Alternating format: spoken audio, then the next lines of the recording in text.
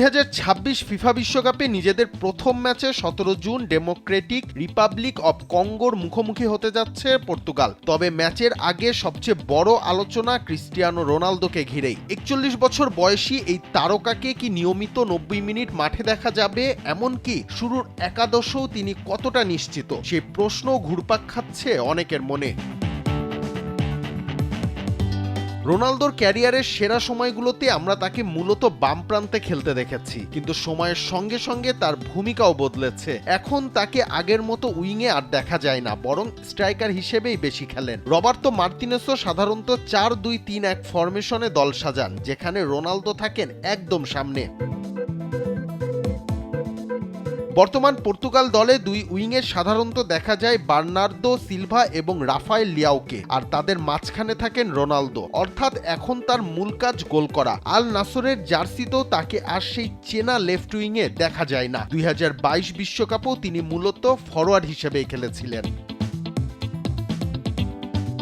বিশ্বকাপের আগে নাইজেরিয়ার বিপক্ষে প্রস্তুতি ম্যাচেও পর্তুগালকে একই ছকে খেলতে দেখা গেছে। মাঝে মাঝে ব্রুনো ফার্নান্দেস কিংবা জোয়াও নেভেসকে ফলস 9 হিসেবেও ব্যবহার করেন কোচ। রোনালদোকে আগের মতো প্লে মেকারের ভূমিকায় খুব একটা দেখা যায় না।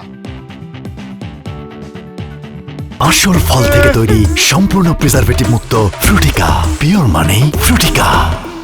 তবে মার্তিনেস মাঝে মধ্যে 4-3-3 ফরমেশনেও দল সাজান। সেই ক্ষেত্রে মিডফিল্ডের দায়িত্ব পালন করেন ব্রুনো ফার্নান্দেস, ভিতিনা এবং বার্নার্দো সিলভা। ডান প্রান্তে খেলেন পেদ্রো নেতো। কিন্তু ফরমেশন যাই হোক, রোনালদোর অবস্থান প্রায় একই থাকে, আক্রমণ ভাগের সবচেয়ে সামনে।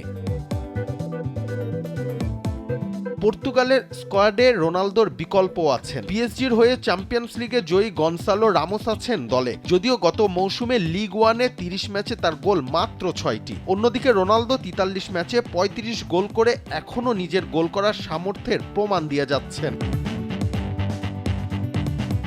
প্রশ্ন আছে রোনালদো 90 মিনিট খেলার মতো ফিট আছেন কিনা তা নিয়েও। তবে CR7 যেন বুড়ো আঙ্গুল দেখাচ্ছে সেই শঙ্কাকেও। বিশ্বকাপের আগে উয়েফা নেশনস লিগে রোনালদোকে অধিকাংশ ম্যাচেই দেখা গেছে পুরো 90 মিনিট খেলতে। তাই সমর্থকরা আশা করতেই পারেন আগের মতো উইংয়ে না খেললেও মাঠে পুরো ম্যাচ জুড়েই দেখা যাবে CR7কে।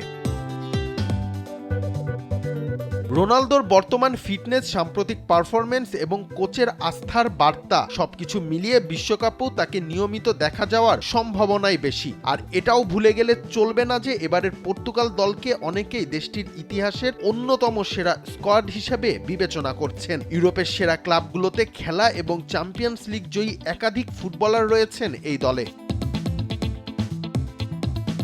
শুধু আক্রমণ ভাগ বা মিডফিল্ড নয়, রক্ষণ ভাগও পর্তুগাল বেশ শক্তিশালী। Nuno Mendes, Joao Cancelo, Ruben Dias, Goncalo Inacio ও আন্তোনিও সিলভার মতো খেলোয়াড়রা দলকে দিচ্ছেন বাড়তি ভারসাম্য। সব মিলিয়ে এবারের বিশ্বকাপের অন্যতম শিরোপা প্রত্যাশী দল পর্তুগাল। বিশ্বকাপে তাদের সেরা সাফল্য 2006 সালে, যখন তারা চতুর্থ হয়েছিল। আর ষষ্ঠবারের মতো বিশ্বকাপ খেলতে আসা ক্রিস্টিয়ানো রোনালদোর সামনে এবার হয়তো শেষ সুযোগ। প্রশ্ন একটাই, ফুটবল ইতিহাসের অন্যতম সেরা এই তারকার হাতে কি এবার উঠবে সেই বহুল প্রতীক্ষিত সোনালী ট্রফি? উত্তরটা জানার অপেক্ষায় পুরো ফুটবল বিশ্ব। রিশাম সাহাব, দেশ টিভি।